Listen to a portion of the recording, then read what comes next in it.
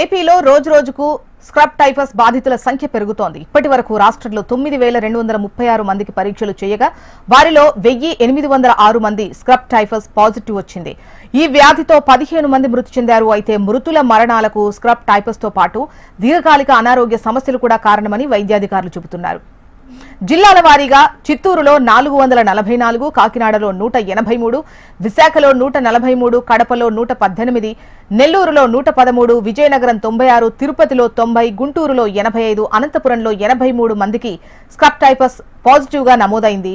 మరణాల వారీగా అత్యధికంగా పల్నాడు జిల్లాలో 3 మృతి చెందినట్టుగా తెలుస్తోంది. ఇక విజయనగరం, బాపట్ల, కృష్ణా, ప్రకాశం జిల్లాల్లో 2 చొప్పున మరణించారు. నెల్లూరు, అన్నమయ్య, ఎన్టీఆర్, కాకినాడ జిల్లాల్లో ఒక్కొక్కరుగా మృతి చెందారు.